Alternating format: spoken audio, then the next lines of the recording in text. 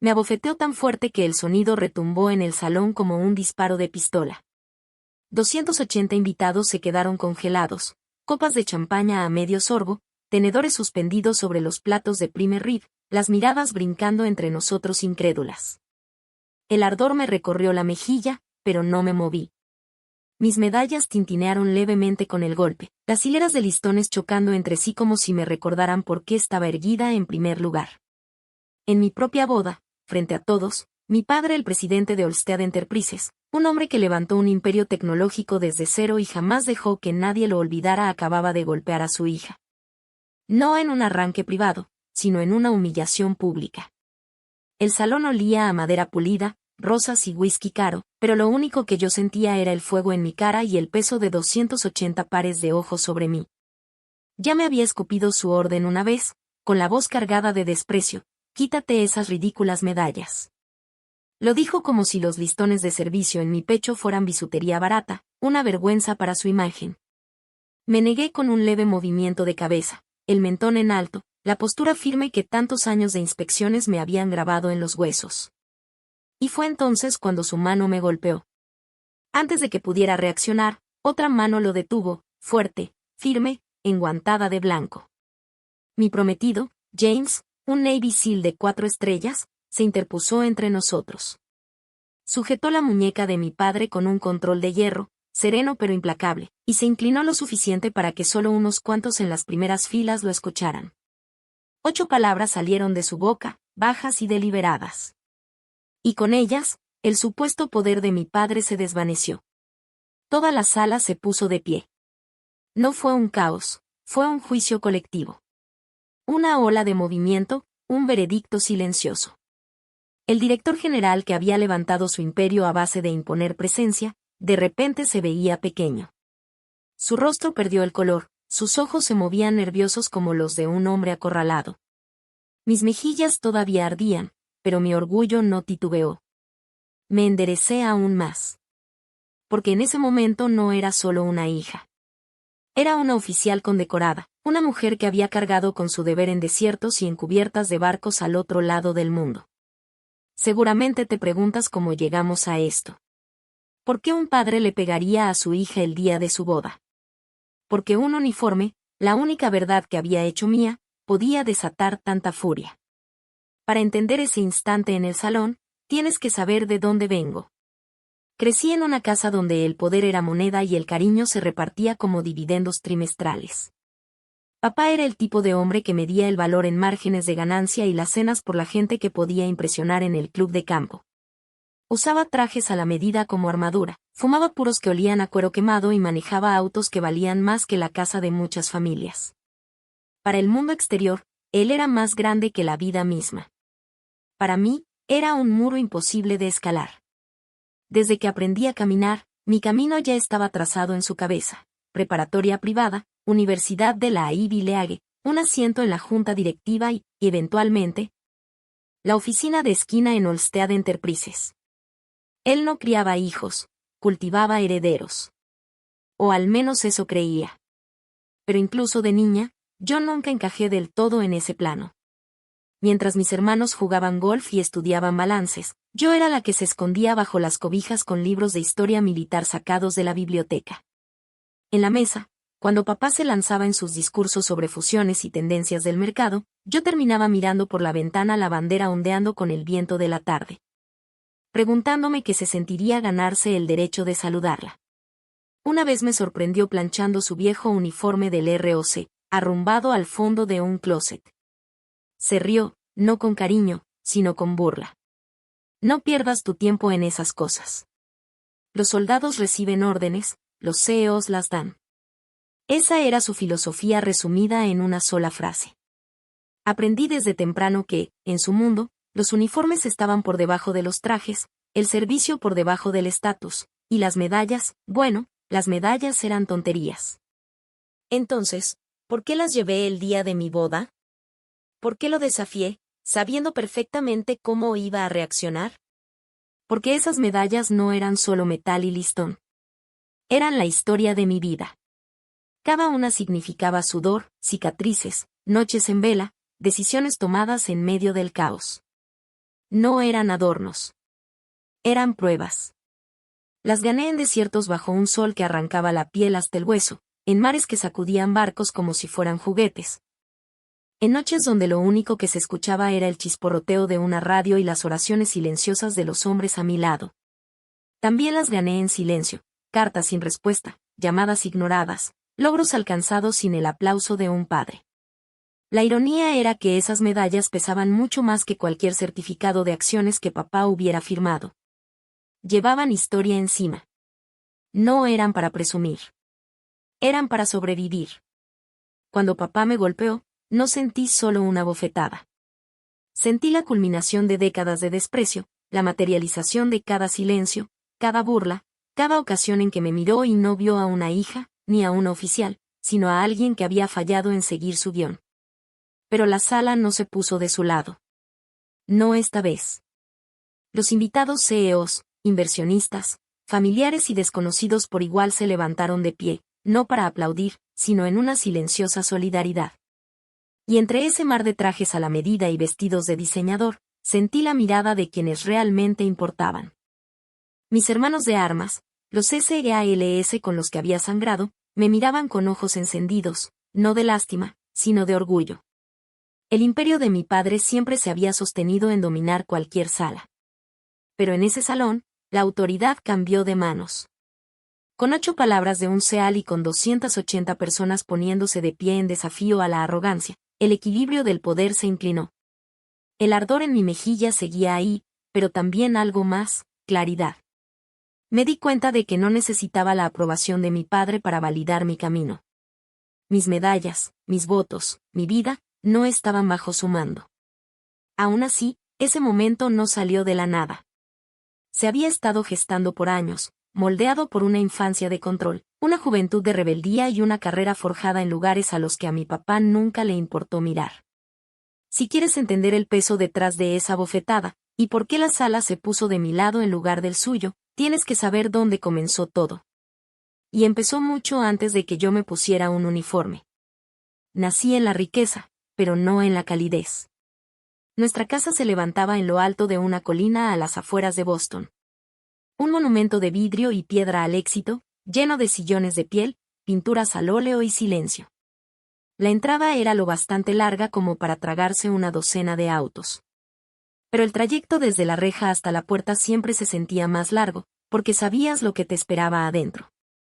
Papá, Richard Olmsted, fundador y director general de Olmsted Enterprises, trataba la casa como una sala de juntas y a la familia como empleados.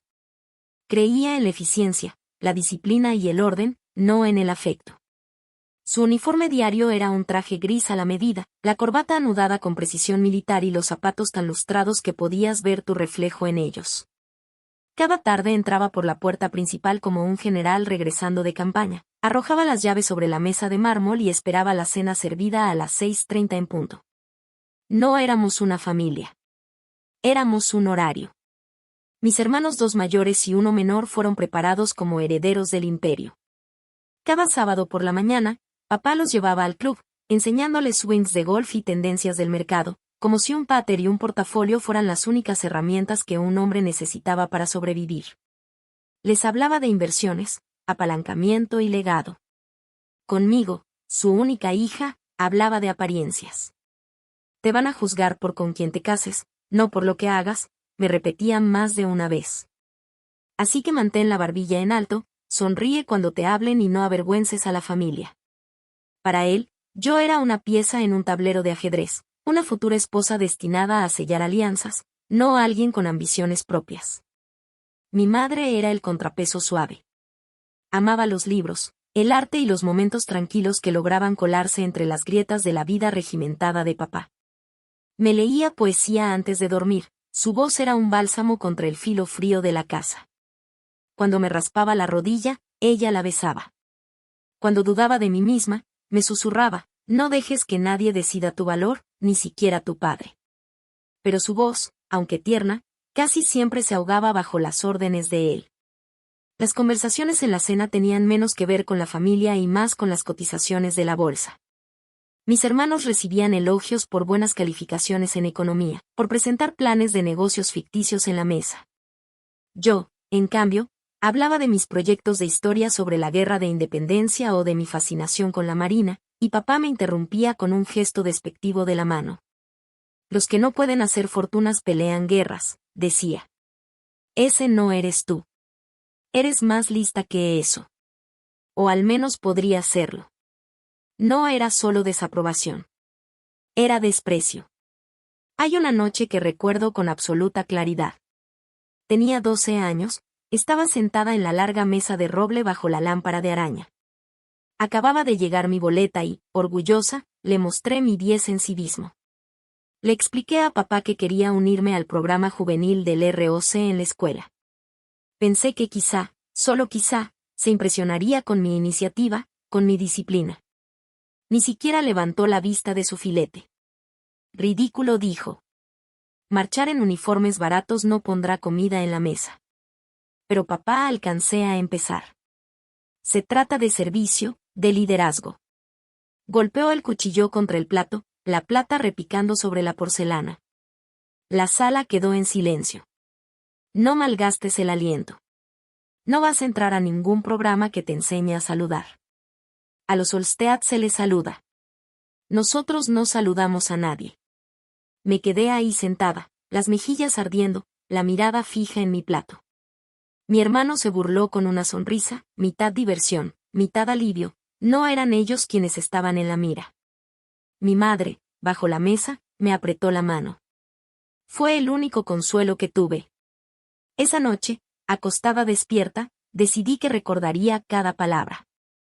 No como cadenas para atarme, sino como combustible para demostrarle que estaba equivocado. Para la preparatoria, la distancia entre nosotros ya se había ensanchado. Mis hermanos eran copias al carbón de él, caminando por los pasillos con sacos impecables, hablando ya de fondos de inversión y ofertas públicas iniciales. Yo era la rara, atraída en cambio por los estudiantes del ROC que practicaban maniobras en el campo de fútbol, sus botas golpeando el pavimento con un ritmo firme. Cuando le dije a papá que quería aplicar a la Academia Naval, reaccionó como si le hubiera anunciado que pensaba unirme a un circo. Estás tirando por la borda cada ventaja que se te ha dado, ladró.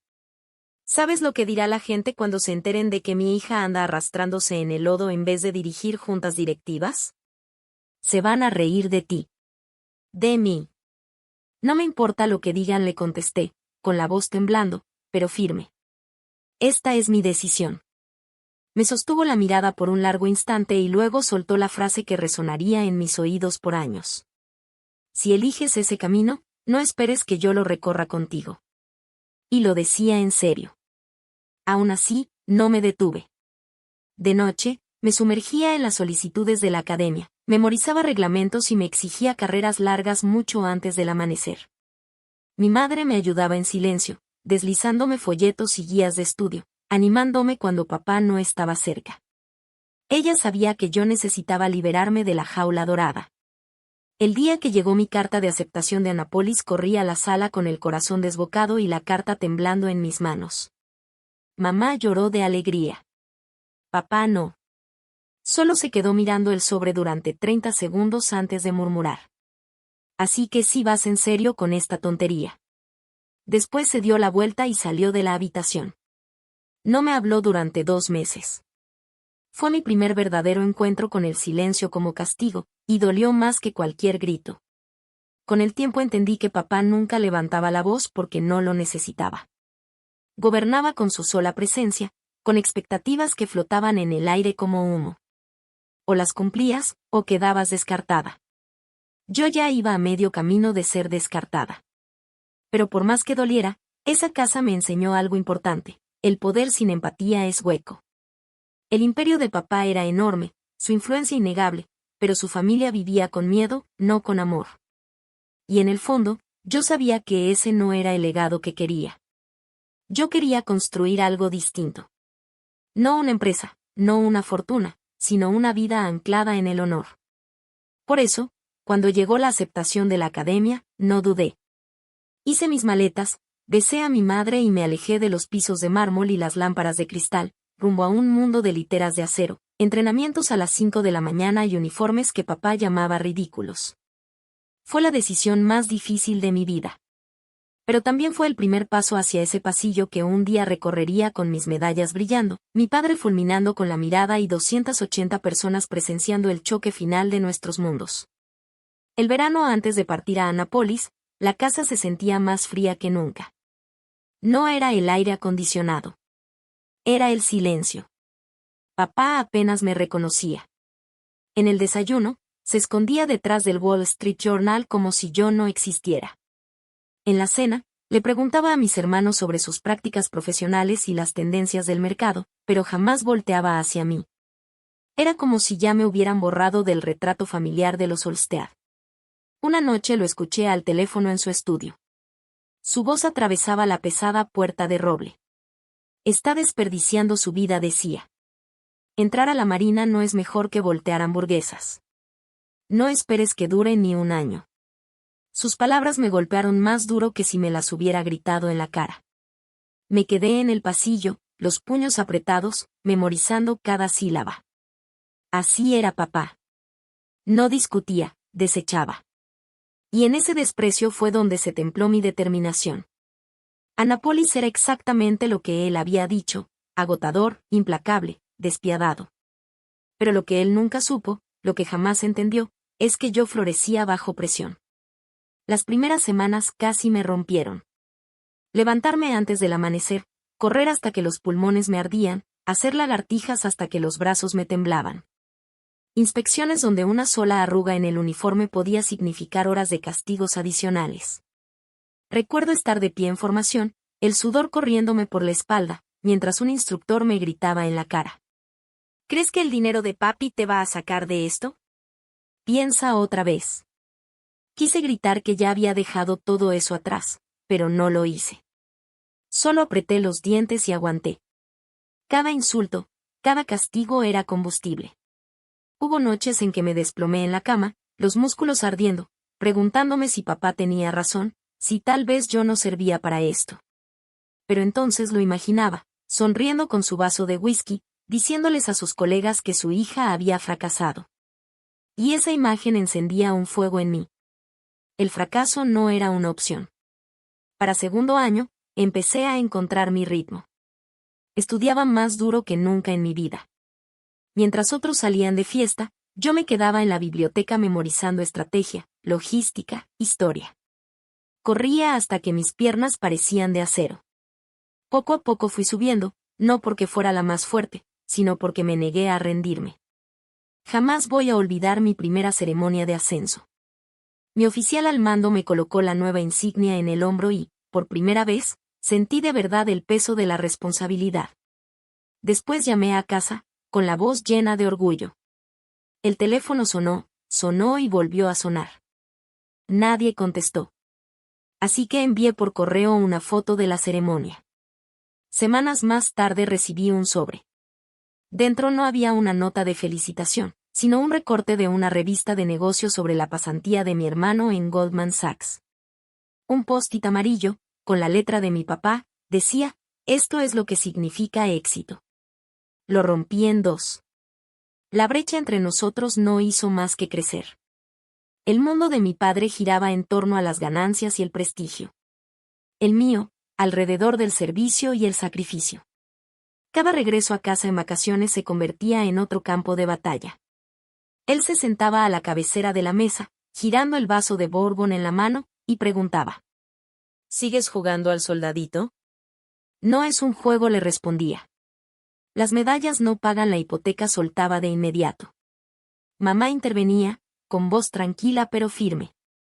No todo tiene que ver con el dinero, Richard. Él bufaba, se hundía en el silencio, y yo terminaba por levantarme de la mesa sin apetito. La verdad era que yo ya había encontrado otra clase de familia, una forjada en el fuego y no en la sangre. Mis compañeros se convirtieron en hermanos y hermanas. Aguantamos juntos, sudamos juntos, nos levantamos unos a otros cada vez que caíamos. Ahí no había jerarquías de consejo directivo ni paquetes de acciones. Solo existía la misión y la certeza de si podía ser de fiar para cumplirla. La graduación fue agridulce. Me puse de pie en mi uniforme blanco de gala, con la gorra bajo el brazo, mientras la banda tocaba y la multitud aplaudía. Filas de familias orgullosas agitaban banderas y tomaban fotos. Yo recorrí las gradas con la mirada, buscando un rostro que sabía que no estaría ahí. Papá no había ido. Ni siquiera a la ceremonia. Tampoco estuvo en mi juramento. Ni en el momento en que su hija se convirtió oficialmente en oficial de la Marina de los Estados Unidos. Mamá sí estaba, limpiándose las lágrimas con un pañuelo. Me abrazó tan fuerte después que casi no podía respirar. Él está equivocado contigo, me susurró. Tú ya has demostrado más de lo que él jamás ha hecho. Sus palabras se quedaron conmigo mucho tiempo después de que se despidiera. El despliegue llegó pronto. Mi primera asignación fue en Okinawa, lejos de los rascacielos relucientes que mi papá adoraba señalar como símbolos de poder. Los días eran largos, las noches aún más, y el trabajo no tenía nada de glamoroso: logística, cadenas de suministro, montañas de papeleo para mantener las operaciones en marcha. Pero tenía sentido. Hombres que me doblaban en tamaño tenían que responder ante mí, y aprendí a proyectar autoridad, no con gritos, sino con claridad. La primera vez que comandé una unidad en el campo, los nervios casi me devoraron. Pero recordé todas las veces que mi papá me dijo que no era suficiente. Y en ese instante decidí que jamás permitiría que su voz fuera la última palabra sobre mi valor. Pasaron los años. No acumulé riquezas, sino medallas. Cada una era un testimonio de supervivencia, de resistencia, de momentos que mi padre nunca entendería. Cuando arrastré a un compañero herido a través de un campo bajo fuego. Cuando lo atendí con las balas silbando alrededor. Cuando rechacé la camilla a pesar de llevar metralla en el costado. No fueron solo actos de deber, fueron actos de desafío contra el hombre que me dijo que no podía. Y con cada cicatriz, con cada medalla prendida en mi pecho, sentía que la distancia entre nosotros se hacía más grande. Él tenía su imperio de vidrio y acero.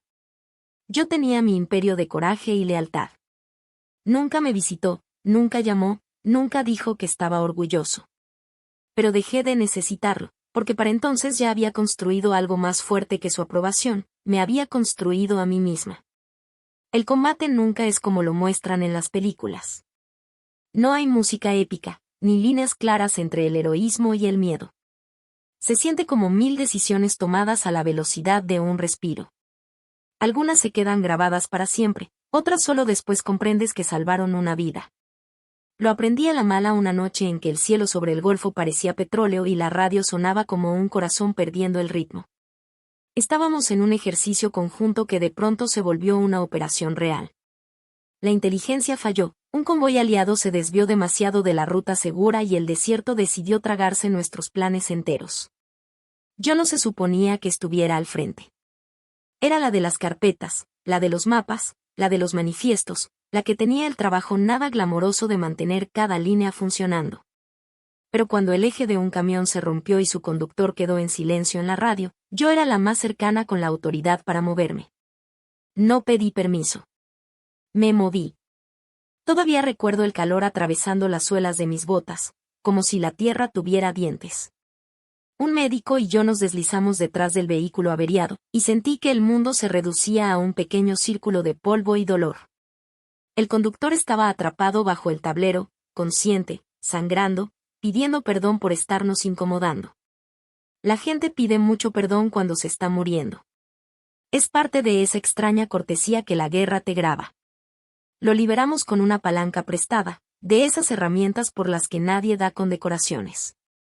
Cuando el polvo se disipó y el helicóptero rugió sobre nosotros, me di cuenta de que mis manos no dejaban de temblar. Las escondí detrás de mi espalda para que nadie lo notara. Y luego caminé al frente de mi equipo con pasos firmes, porque la firmeza es un idioma que los líderes tienen que hablar incluso con la boca cerrada. No llamé a casa para contarle a nadie. No había a quien llamar. Las noticias viajan como suelen hacerlo, en silencio, de lado. Un destacamento de SEALS que nos había visto trabajar empezó a aparecer en nuestro campo de tiro en horas libres. Al principio pensé que solo me estaban dando el avión, esos saludos corteses que le das al oficial que no es realmente de los tuyos. Pero siguieron regresando, no para probarme, sino para entrenar conmigo. Eran, en promedio, mayores que yo. Sus cuerpos cargaban cicatrices que hablaban de todo lo que habían sobrevivido, y sus gestos tenían esa reserva que solo el dolor impone. Y aún así, entre las pesas oxidadas y las barras de dominadas despintadas, encontramos un ritmo. Aprendí a callar cuando contaban historias y a hacer solo una pregunta al terminar. El respeto, entendí, es una carretera de 2 carriles sin acotamiento. Estaba Torres, que corría con una prótesis como si el suelo le debiera el tiempo que le había robado. Estaba Riley, cuya voz nunca se alzaba más allá de un murmullo tranquilo, sin importar lo fuerte que rugiera el mundo. Estaba Gil, que sonreía con una sola comisura de la boca y me llamaba señora, como si esa palabra marcara la diferencia entre el caos y el orden. No gané su amistad con discursos. La gané con constancia. Llegando, volviendo a llegar, estando ahí cuando llovía, cuando dolía y cuando hubiera sido más fácil mandar un correo. Empezamos mezclando prácticas operativas primero, y luego, misiones reales. Yo aportaba estructura a lugares donde reinaba el misterio. Ellos aportaban astucia a planes que se veían bonitos en un pizarrón. Una vez, en una operación nocturna cerca de una costa que olía a óxido y a duelo, mi cronograma se volvió rojo. El plan decía 5 minutos para la extracción, pero el reloj marcaba que ya llevábamos 8. La voz de Gil entró por la radio ligera como una mano en el hombro. Señora, los planes son bonitos, hasta que se topan con la marea. Confíe en la marea. Y lo hicimos. Ajustamos. Salimos empapados, tarde, pero vivos. Después, bajo un cielo de acero, Gil me pasó un termo y dijo, nos evitaste estrellarnos de frente contra un muro. Eso cuenta. Quise decirle que su calma nos había salvado, pero en vez de eso solo asentí, como cuando entiendes que un pacto no necesita tinta. Después de esa temporada llevé nuevas cintas en el uniforme, de esas que no brillan con la luz, sino que te roban el aliento. Le mandé una foto a mi madre, un hábito que no podía dejar aunque sabía que la casa donde vivía se sentía más museo que hogar. Me respondió con una pequeña tarjeta, su letra curva y delicada, orgullosa de ti. Siempre lo he estado. Sé gentil con quienes no lo digan en voz alta. La leí 3 veces antes de guardarla en mi cartera, detrás de mi credencial militar, como si fuera un amuleto. Un mes después llegó la llamada de mi padre, no a mí directamente, sino a la oficina de mi comandante. La burocracia rara vez es amable con lo personal. Cuando finalmente recibí el mensaje, ya era viejo, tu madre está en hospicio. Etapa terminal. Había una ventana de tiempo, si lograba conseguir permiso. Ese tipo de ventanas que la vida suele cerrar mientras aún llenas el formulario. De todos modos volé a casa, aterrizando en una ciudad que me quedaba como un traje viejo que ya no encajaba. La casa olía igual, a pulidor de limón y a dinero. Ella se veía más pequeña en la cama, sin cabello, sus manos frías y frágiles como papel en las mías. Mi padre estaba en la esquina de la habitación, quieto como un mueble oscuro. El rostro imperturbable, la corbata impecable. No discutimos. No hablamos. Solo vimos la máquina trazar su delgada línea de pitidos como si fuera un memorándum final. Cuando despertó, su voz fue un susurro que me atravesó hasta los huesos. Te ves tan fuerte, dijo. ¿De verdad lo eres? Le respondí que sí, porque no había otra opción. Sonrió como sonríen las figuras en los cuadros, suave en los bordes. Sigue eligiendo lo que es verdad, aunque no te lo aplaudan. Volvió a dormirse y, horas después, se fue con la misma suavidad con la que había vivido. Mi padre nunca intentó abrazarme. Firmé los papeles como firmo las órdenes y volví a un mundo donde el duelo es algo que doblas y guardas en el bolsillo para tener las manos libres. No volví a saber de él después del funeral. Ni una nota, ni una llamada. Los meses se deslizaron hasta convertirse en un año. La siguiente vez que el pasado chocó con el presente fue en un muelle que olía a sal y diésel. Me habían asignado supervisar una rotación de entrenamiento, y los SEALS acababan de regresar de algo de lo que ninguno podía hablar, pero que todos cargaban en los hombros. Riley cojeaba. Gil tenía un moretón en el pómulo que parecía un mapa de algún lugar cruel. No preguntamos. Levantamos pesas juntos, respiramos juntos, hasta que el aire volvió a sentirse amistoso. Esa tarde, con el sol cayendo como una moneda detrás del horizonte, James caminó por el muelle. Es curioso qué momentos recuerdas con verbos y cuáles con colores. Yo recuerdo la luz, primero morado herido y luego dorado. Recuerdo el rechinar de sus botas. Recuerdo que se detuvo justo antes de invadir mi espacio. Respetuoso sin necesidad de decirlo. Ya nos habíamos visto en juntas, chocado en papeles, sincronizado cronogramas más de una vez. Pero esto no era una junta ni un cronograma. Traía una cajita pequeña que parecía pesar más de lo que realmente pesaba. No te puedo prometer mares en calma, dijo. Pero sí puedo prometer remar contigo. Algunas propuestas son fuegos artificiales. La suya fue ancla. Dije que sí porque sabía que entendía la diferencia entre adorno y evidencia. Él me vería a las 3 de la mañana, con el cabello recogido, el uniforme arrugado por el cansancio y el orgullo, eligiendo a la gente antes que a las apariencias. Y amaba a esa persona. Él no me pidió que fuera más callada, más dócil o menos de lo que soy. Me pidió estar a mi lado en la vida que yo había construido. Planeamos algo sencillo, una capilla iluminada, una recepción modesta y una lista de invitados compuesta solo por quienes habían ganado su lugar con piel en nuestra historia. Le escribí una tarjeta a mi padre por cumplir, no por esperanza. Me voy a casar. 1300 horas, capilla naval. Estaré en uniforme. La sellé antes de poder añadir algo de lo que después me arrepintiera. El trabajo cumplió su función llenando los días. Me paré frente a pizarras blancas y planes de vuelo. Después, frente a personas cuyas miradas me decían todo lo que necesitaba saber sobre el peso que cargaban. Reescribí un módulo de entrenamiento para dar permiso a los instructores de pausar la evolución cuando la línea entre resistencia y daño se volvía demasiado delgada. Los números cambiaron, menos lesiones, menos colapsos silenciosos en los barracones a las 3. Nadie me dio una medalla por eso. Me dieron algo mejor, cumplimiento sin quejas. La última operación antes de mi boda no fue dramática. Fue de esas que apenas ganan una nota al pie, pero salvan vidas en una extracción que requería más paciencia que valentía. Volví en el último camión, manos firmes sobre la baranda, pensando en votos. No los de papel, sino los prácticos, servir a la paz del otro, proteger el propósito del otro, negarnos a apagar la luz que nos había traído hasta allí. Una semana antes, planché mi uniforme blanco con la misma atención que le daría a un mapa capaz de guiarnos a salvo, o no 4 estrellas, listones alineados, zapatos como espejos. Coloqué la tarjeta de mi madre sobre el tocador y la leí de nuevo, sé gentil con quienes no lo dicen en voz alta. Me pregunté si alguna vez habría lugar para la gentileza con mi padre. Sospechaba que no, pero dejé la pregunta abierta, como una ventana en primavera. La mañana de la ceremonia, la base estaba envuelta en un silencio de preparación. Torres mandó un mensaje: formación afuera de la capilla. Tú caminas, nosotros firmes. Respondí con una sola palabra, de esas que dicen más que cualquier discurso. Cuando di un paso hacia la puerta, mi celular vibró.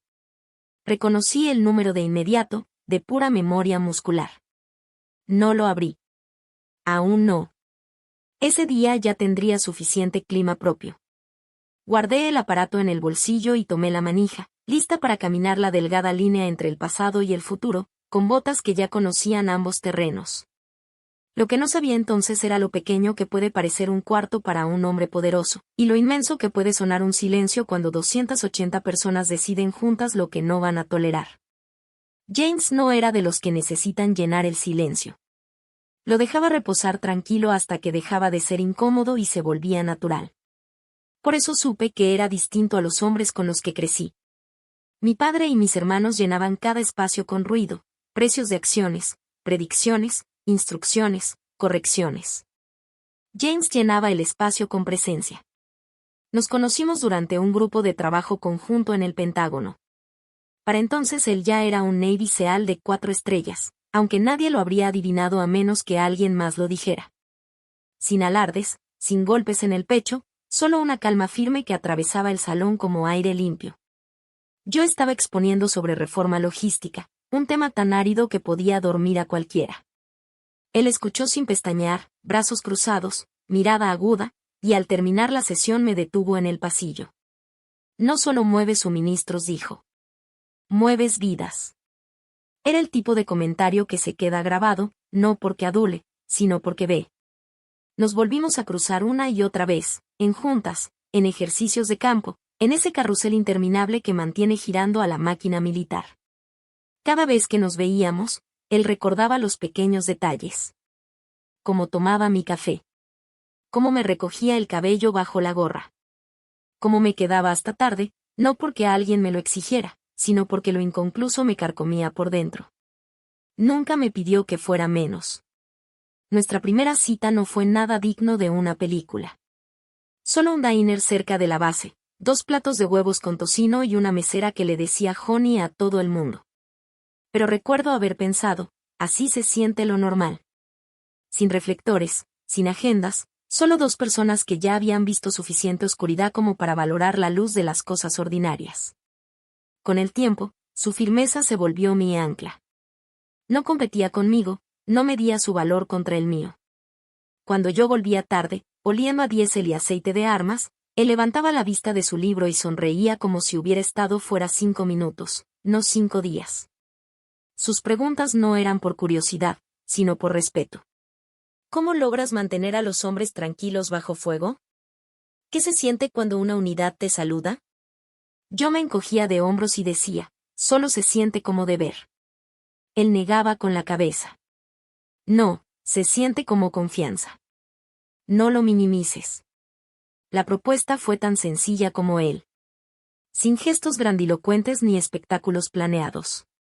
Solo nosotros 2, en un muelle desgastado en Norfolk, botas colgando sobre el agua, gaviotas chillando arriba. Extendió una pequeña caja simple y dijo, déjame servir a tu lado, donde sea que eso signifique. No lloré. No lo necesité. Solo dije que sí porque ya lo sabía. Cuando anunciamos nuestro compromiso, la respuesta de mi padre llegó. No por llamada ni por carta, sino en silencio. Semanas después, cuando por fin lo vi en una reunión familiar, me acorraló cerca de la barra. Su vaso de bourbon brillaba bajo la luz tenue.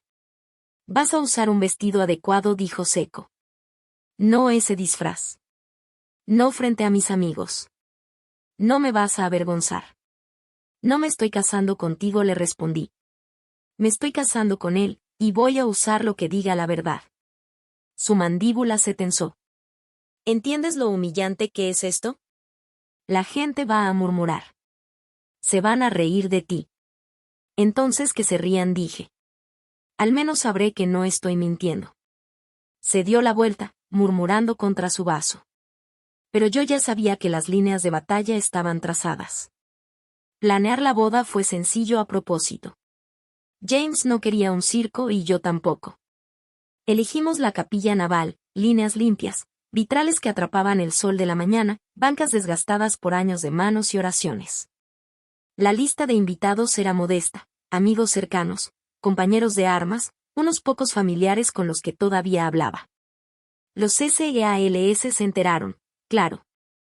Nunca los invité formalmente, pero uno por uno me dijeron, ahí estaremos. Torres sonrió, su pierna prostética golpeando el suelo. Nos guiaste por el infierno. No vamos a dejar que camines sola hacia ese altar. Intenté discutir. Ellos negaron con la cabeza. No era negociable.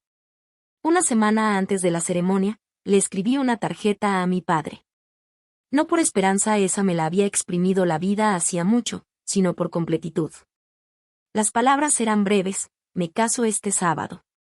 1300 horas. Capilla naval. Estaré de uniforme. La sellé antes de darme oportunidad de arrepentirme. La noche anterior, la tradición nos mantuvo separados. James se quedó con un amigo cercano. Yo me quedé en los alojamientos de la base. A medianoche, planché mi uniforme, la única verdad que había usado siempre. Cada cinta alineada, cada botón en su sitio. Zapatos brillantes reflejando las luces del techo como charcos de agua. Mientras alisaba los puños, mi celular vibró en la mesita. Un mensaje de un número que conocía de memoria pero nunca había guardado. 5 palabras: mañana te vas a arrepentir. Me quedé mirando la pantalla un largo momento. No con sorpresa, sino con claridad, porque eso era exactamente lo que él era. Y exactamente lo que yo no era. Puse el celular boca abajo, marqué un último pliegue en la tela blanca y le susurré a la habitación vacía. Mañana camino como yo misma. La mañana amaneció clara y afilada, con ese azul marino que solo se ve en primavera. Mi estómago estaba firme. Ya había enfrentado morteros y ametralladoras. ¿Qué era una confrontación más con el hombre que nunca creyó en mí? Afuera de la capilla, mi equipo se formaba en formación impecable, medallas brillando, espaldas rectas. Algunos no los veía desde hacía años. Todos llegaron sin ser llamados. ¿Lista?, preguntó Gil en voz baja. Asentí. Lista. Lo que no sabía era lo rápido que el día se inclinaría. Como la necesidad de control de un padre herviría hasta convertirse en un momento capaz de silenciar a 280 invitados y dejarlo pálido como piedra. La capilla olía tenuemente a cedro y cera cuando crucé el umbral esa mañana. Mis tacones golpeaban el piso de piedra con un ritmo que me sostuvo más que cualquier oración. La luz del sol atravesaba los vitrales, rompiéndose en destellos rojos y dorados sobre las bancas. El ambiente era silencioso, casi reverente, como si el lugar entendiera el peso de lo que estaba por suceder. Había 280 asientos reservados, cada uno ocupado por alguien que representaba un fragmento de mi mundo dividido. De un lado, directores ejecutivos, inversionistas, hombres y mujeres con trajes hechos a la medida y sonrisas afiladas por años de juntas y balances. Eran la gente de mi padre, reunidos no tanto para celebrar, sino para juzgar las apariencias. Del otro lado, uniformes, SEALS, marines, marineros, hombres con los que había entrenado, sangrado y enterrado amigos. Ellos no estaban ahí por apariencias. Estaban ahí por mí. La tensión se veía en el espacio que separaba a esos dos grupos, un abismo más ancho que cualquier pasillo. Yo me encontraba al fondo de la capilla, con Gil y Torres a mis costados, ambos vestidos con sus propios uniformes. Torres se apoyaba ligeramente en su pierna protésica, su expresión serena pero firme. Gil ajustó sus puños y luego me lanzó una media sonrisa. Pareces una comandante a punto de entrar al campo de batalla, dijo. Sonreí apenas. Se siente parecido. La diferencia, añadió Torres, es que esta vez caminamos contigo. Su presencia me sostuvo. No la necesitaba para avanzar, pero igual significaba todo. Los invitados susurraban al verme. El uniforme era imposible de ignorar. Filas de cintas cubrían mi pecho, cada una un capítulo de sacrificio. Las 4 estrellas en mi hombro parecían brillar más bajo el sol que los diamantes en las muñecas de la mitad de las mujeres ahí presentes. Desde la primera fila, la mirada de mi padre cortaba el aire. Era el único hombre en la capilla que no murmuraba, no se movía, no parpadeaba. Su smoking era más negro que la medianoche. La corbata, anudada con la precisión de alguien que no podía permitirse errores. Parecía el poder hecho persona, al menos hasta que se notaba la tensión en su mandíbula y cómo aferraba su bastón un poco más fuerte de lo necesario. Cuando nuestras miradas se cruzaron, arqueó una ceja como diciendo, no me pongas a prueba. La música comenzó suavemente, un órgano tocando las notas procesionales que subían como una marea. Mi pecho se apretó, no por nervios, sino por claridad. Cada paso por el pasillo se sentía menos como la caminata de una novia y más como una marcha hacia la verdad. Los SEALS me habían advertido, nos levantamos si alguien siquiera te mira mal. Les creí. No eran hombres de amenazas vacías. A mitad del pasillo, alcancé a ver a James en el altar. Llevaba un traje azul marino impecable, sencillo, firme, como él. Sus ojos brillaron al verme, no con sorpresa sabía que vendría con el uniforme sino con algo más profundo, respeto, pertenencia. Por primera vez en años sentí que las piezas de mi vida encajaban. Pero antes de llegar a él, la tormenta estalló. Mi padre se levantó de su asiento en la primera fila. El movimiento fue lento, calculado, hecho para atraer todas las miradas. Dio un paso hacia el pasillo, obligándome a detenerme. Un murmullo recorrió la sala. El órgano titubeó, las notas cortándose como un respiro contenido demasiado tiempo.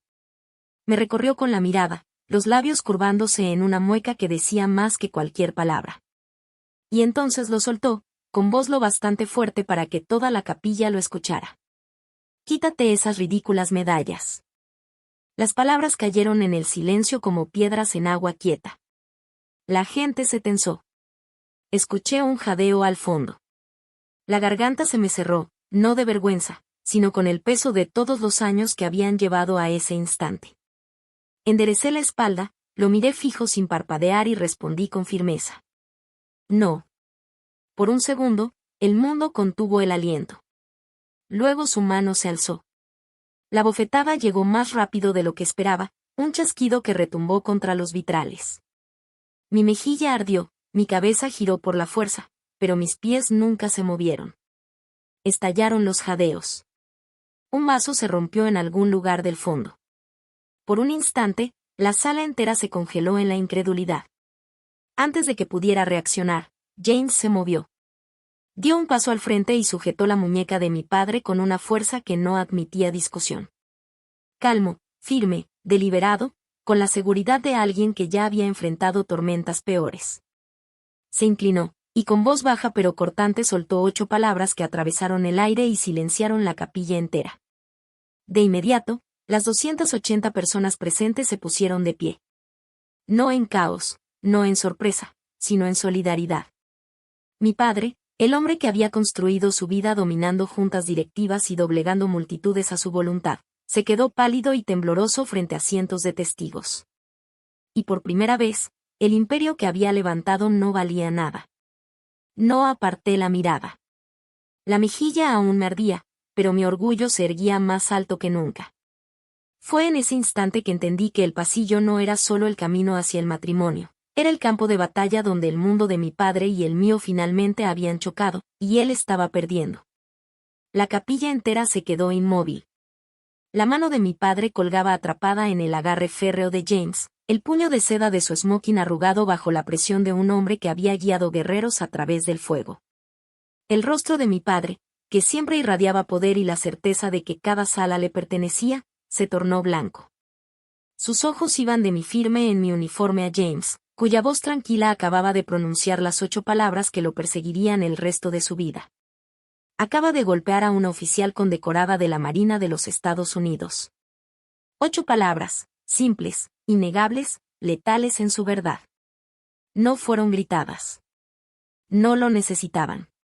Cargaban con el peso de 4 estrellas y la autoridad de cada hombre en esa sala que sabía lo que significaba servir. El silencio se rompió con el sonido de 280 personas levantándose como uno solo. Trajes, vestidos de gala, uniformes, todos de pie. Nadie se los pidió. Nadie los mandó. Se levantaron porque sabían dónde pertenecía el honor. Mi padre intentó hablar, la boca entreabierta como un hombre a punto de soltar un discurso de junta directiva, pero no salió palabra alguna. Había pasado su vida controlando narrativas, silenciando a los demás con dinero e intimidación. Pero esto no era una sala de conferencias. Era una capilla llena de personas que medían el valor no en dólares, sino en sacrificio. James soltó su muñeca con un cuidado deliberado, como si dejara ir algo frágil, o algo que ya estaba roto. Papá dio un paso atrás tambaleante, frotándose el lugar donde lo habían sujetado, con la marca de la humildad grabada más hondo que cualquier moretón visible. Aún sentía las mejillas ardiendo por la bofetada, pero el dolor ya no importaba. Se había convertido en combustible. Me giré hacia la multitud, las cintas y medallas en mi pecho brillaban al reflejar la luz quebrada que atravesaba los vitrales. Por primera vez en mi vida, no era yo la que estaba siendo juzgada. Era mi padre.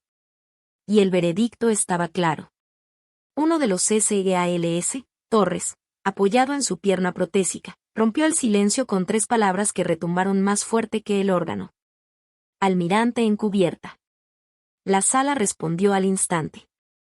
Cada hombre y mujer militar se cuadró con precisión impecable, saludando con respeto. Incluso algunos civiles los imitaron, torpes, pero sinceros. El aire estaba cargado de una reverencia imposible de fingir, imposible de comprar. El imperio de mi padre jamás había inspirado eso. Nunca. Lo miré, de verdad lo miré. Al hombre que había despreciado mis sueños, que me había excluido de conversaciones, que me había callado con desdén.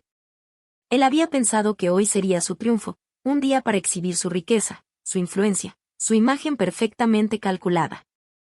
En cambio, estaba pálido, tembloroso, reducido bajo la mirada de personas que jamás podría controlar. Él siempre me había dicho que las medallas eran una tontería, pero en ese momento eran la única verdad que importaba.